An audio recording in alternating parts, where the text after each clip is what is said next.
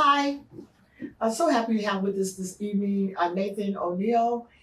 He is the president of Ministers in the Community, and he's going to introduce himself to us and tell us a little bit about himself and what he does for a living, and tell us a little bit about Ministers in the Community. Nathan? Like I said, my name is Nathan O'Neill, born and raised right here in Stockton, California. A little bit about me, I graduated from Stagg High School in 1980. Somehow convinced some people that I could play a little football and went to Utah State University. Graduated in physical education there. Graduated and then decided to work in the Department of Corrections in Salt Lake City. That was the juvenile system, worked in the adult system down in Las Vegas, then came back and worked here in San Joaquin County Juvenile Hall and retired from there. Currently the president of MCU. I've been the president since March of this year, but been affiliated with the group since 2010, I want to say. I've done a number of things, started out as a member, been VP, currently, like I said, right now, the president. We do a number of things. We're constantly going through a transitional period. We're kind of on a shutdown due to COVID-19 right now, but we're trying to accomplish some things. Some of the things that we mainly do, we're responsible for the Martin Luther King celebration that we have every year in January. We also have a scholarship fund, the Floyd Weaver Scholarship Fund, that we tend to give out to a deserving student here in the San Joaquin County area.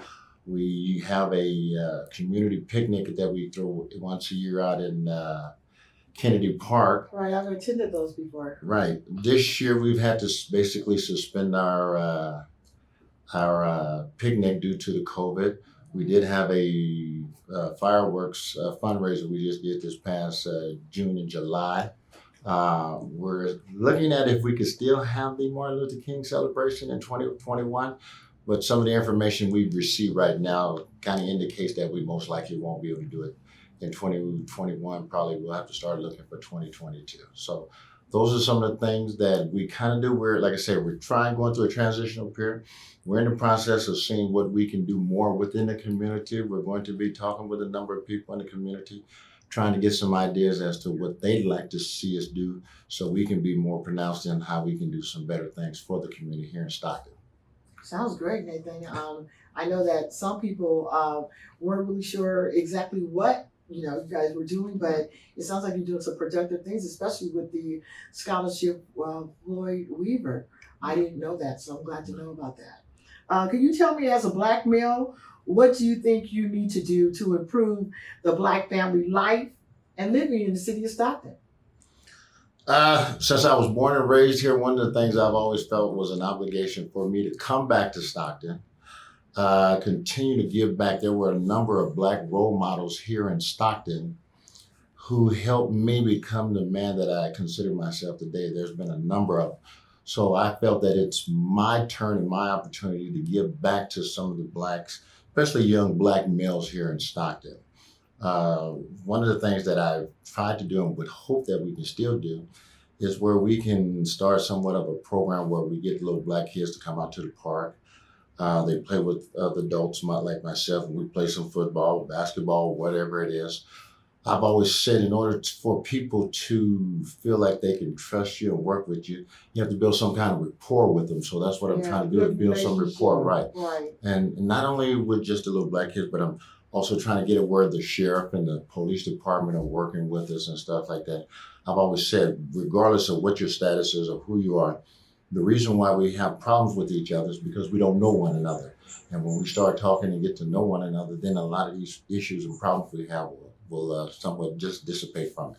Nathan, I noticed that over the years that you've taken pictures at various things, funerals and weddings and other events that are happening in Stockton, especially at Black Family Day. You've been there for many years. I've known that, and that's how I really got to know you much better, by you going around taking pictures of families and individuals that are attending Black Family Day. So tell me how you got started in photography. Well, like I said before, it started when I was about 12 years of age. I had a situation where an uncle passed away and we didn't have any pictures for his obituary. So I kind of jokingly told my family I was going to start taking pictures just so in the future we would have pictures for their obituaries. And it kind of expanded into that. That's how I kind of got started. Then when I moved back to Stockton, back in 94, sometimes the only time you get to see people is at funerals or at weddings. So since I was coming to certain people's funerals, I started taking pictures at that time, not of the deceased, but of just the people there so that you could have pictures. Because when my father died in 1991, the one thing I regretted then was that I didn't have any pictures of some of his friends and people who were there due to the fact that I would have liked to talk to him, see if they had some pictures about him, hear some stories about him, stuff like that. So since I didn't have any of that, I regretted that. So since I've been back here in Stockton, I'm a historian. So one of the things that I have been trying to do is do some research, take pictures, find out stuff about people here in Stockton. So that's why a lot of times I'm at events. A lot of times it's just to record our history. Then it became a thing where people were on Facebook, where you're connecting to one another. And so I started to realize that a lot of people, when I started putting pictures on Facebook, a lot of people that are from Stockton don't live in Stockton anymore. And so this was a way for them to connect with people they hadn't seen in years. Like I said, at the beginning, some people were kind of hesitant to take pictures at funerals, but nowadays if I don't show up or if I don't take their picture, they have a problem about it and stuff like that. So I'm more of a history person, and so I'm trying to keep our history alive because one time we took pictures for a citywide reunion, and a lot of people didn't know a lot of people were dead. They didn't know where they were. So a lot of people have always said to me, they appreciate it due to the fact that I had put them back in contact with people or let them know that certain individuals were dead. So that's my thing. And then I've kind of, towards the last couple of years, I've kind of made a pact with God that we're going to use this camera to try to put smiles on their faces. So that's my mission in life right now, is just to put some smiles on people's faces and take some pictures so they can have something to keep. Because when I think about a lot of people have passed, and a lot of people have come to me because they knew I had pictures of their loved ones and they wanted to do so. It started out just taking pictures for my family for the obituary. Now it's kind of, I'm taking pictures for the whole city of Stockton for their family and stuff. So that's what's going on with me. All right. Thank you very much. I think that's very important that you are actually helping people with their history. And like you said, it does bring families together. Do you have any suggestions about family unity? Since there's so much division in families nowadays, especially in our Black families, do you have any suggestions about how to unify the family? If I had to say something, only thing I can suggest is that parents have to be parents to their kids. They can't be their kids' friends all the time. I understand we can learn how to joke and play, but we have a lot of kids right now who are mainly the parents, and the parents are being the kids. So I suggest that parents learn how to parent their kids and control their kids. And, I came from old school. My mama ruled us with her steel fist. And she did till the day she passed away. So that's the only thing I can say. We have to understand that we have to be parents. I know it's a hard job. It's easier said than done, but you have to be a parent and you have to be responsible for your kids. Yes. Thank you. Thank you for that, Nathan. And I have another question also. It has to do with single parenting. Mm-hmm. We see in our city and other cities that there's a lot of single parenting, like maybe like 65 to 70% of our Black families that are headed by a female. So if you were going to talk to a single mom, what was some of the advice you would give to the single mom for her Black male sons? She's going to have to find somebody who's a positive Black male role model in his life to give him some guidance and some understanding. We have a lot of young Black males out here who are lost and confused. Not just youngsters, but we have a lot of adult Black males who are lost and confused, having a hard time. One time I was working in the school system, and I'm truly amazed at how many of our kids can't read, write, or just do basic arithmetic and stuff like that. So we're going to have somebody that can work with these young men The moms need to find somebody, and I know it's not always easy to do, but that's something she's got to do. I know she's got a lot on her plate already. She might have more than one child, so there's a number of kids that's running around that she might have to do and stuff like that. But when it comes to a young black male child, my best suggestion is you find a black male role model who's a good one for him, and have him kind of latch on to him where he's some kind of like a role model for this individual to learn certain things from him. Okay, thank you, because that was really good advice. There are a lot of ladies who do need to look for people who are good foundational individuals, Right. especially male individuals that they can connect their sons to. So that was very good. Thank you. So many of our young men are broken, and when I say broken, it causes them to do things that are out of kilter. You know, things that are harmful to themselves, like getting on drugs or whatever, or doing things that are harmful to other people. So, how can we redirect them? What was some suggestions you would give to redirect a young man who needs to find a better way? Well, coming out of the correctional system, working in the juvenile hall system, I'm a firm believer you never give up on anybody. We've all been lost at times, did some things at the time we shouldn't have done, okay? Just because you have faltered, and it may not seem like you can get your life together, there are some things you have to do.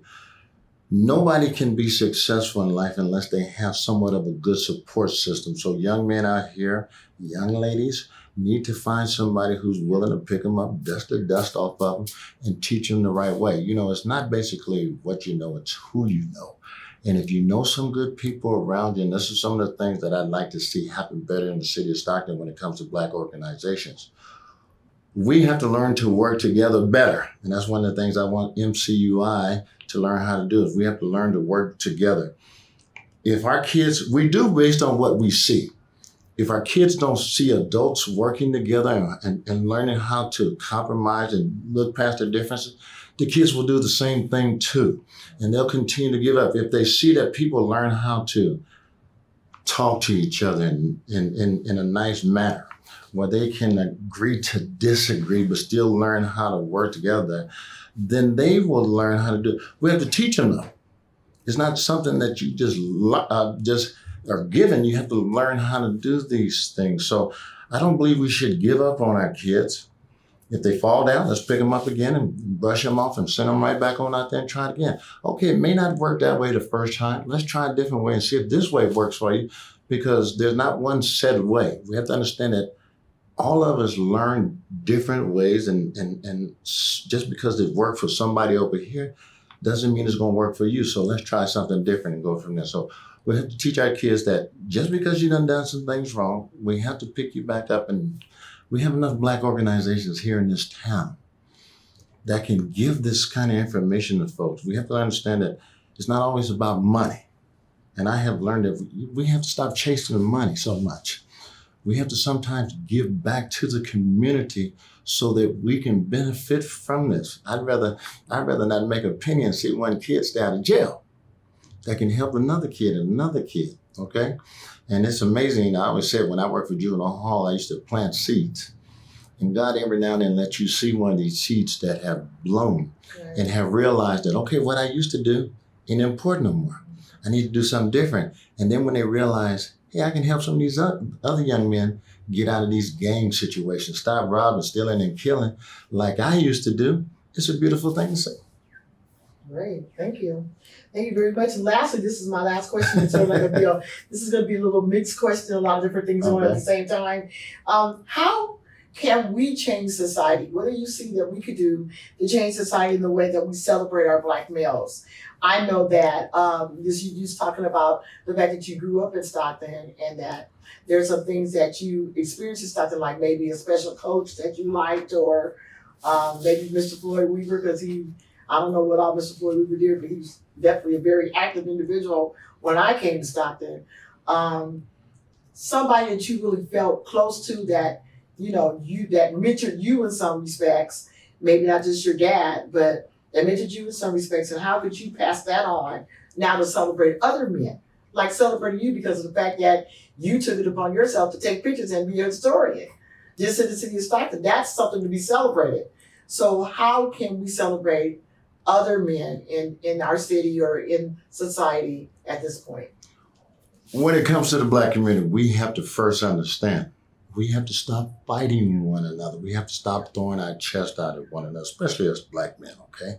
And I understand we have our egos, we have our prides and all that kind of stuff. But the moment we stop fighting one another and start working with each other, we'll go a whole lot further in life, okay? But that's something that has to be taught. It has to be something that's learned. And I try to tell young Black men, you know, especially in our Black community, one of the simplest things we can do is just learn how to say hello to each other, smile and be nice to one another. We always try to mean mug one another when it doesn't benefit us and stuff like that. When you ask the question, who had an influence on my life? I'd have to give my mother the most credit for that, okay? She did that better than anybody else in our lives. And I understood these things when I got older, and I appreciate it a whole lot more. If I had to pick somebody out of the community that had somewhat of an influence on me, and I still don't think to this very day he knows, and that was J.D. Hill. The fact that he was a pro football player and he came back to his hometown and took the time out just to hang out with some poor Black kids here in Stockton and give us a hope and dream that we could dream for. That's something that's missing in the Black community. We don't have hopes and dreams. We don't believe we can do anything, okay? He put that in me. Him and Willard Harrell gave me the opportunity to believe that I could do something. And it instilled in me coaches that I had over at Stagg High School. Chuck Swilling, Lauren Pettis. These were folks who gave me an opportunity to believe in myself when I didn't believe in it. Gave me an opportunity to experiment with and stuff like that. The fact I went to Stagg High School and I had to put a shout out into Stagg High School because that's where I went to, and love it like it's the best thing going on. That experience where we were bussed into a different neighborhood, a different school. I have some of my white brothers over there that I love to death like they the best thing going. And it was a beautiful experience for me. I think the fact that I was able to go to different schools in different areas in Stockton, even though I've been only to 3 in my life, one out in Boss Track, Washington Elementary School. So that was on the west side of Stockton. Got to meet a lot of people over there. Went to Hamilton Junior High School when I was in junior high school. So I met a whole bunch of people over there. Mm-hmm. So I knew people a lot on the south side. Went to the north side of town, got to meet a lot of folks over there. So those experiences have prepared me for life. So to kind of answer your question, I hope that folks will get an opportunity to have some experience in varieties of life. Like I said, when I was working early at the school, the one thing I was just heartbroken about, there's a lot of kids here in Stockton who've never seen what snow is like. They've never had a chance to really get outside of Stockton and see what other things are out there.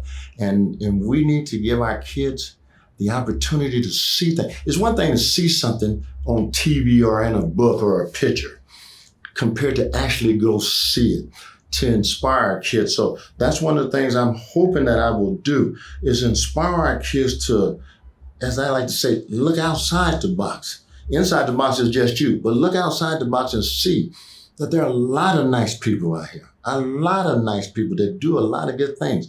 Go talk to them, say hello, and you'll find out a lot of these people can give you some advice, point you in the direction that you have. That's what I truly love God for giving me that opportunity. He has given me a spirit to be able to meet people, talk to people, and they have guided me and shown me the ways that I want to go. And I'm trying to get that back to the people of Stockton. That's all I'm trying to do. Thank you, Nathan. I appreciate the fact that you came to speak to Stockton Black Family Day on today and to share some of your life with us and some of the things that you do in the city. So thank you very much and God bless you. Thank you for having me. Appreciate it. And you guys have continued success.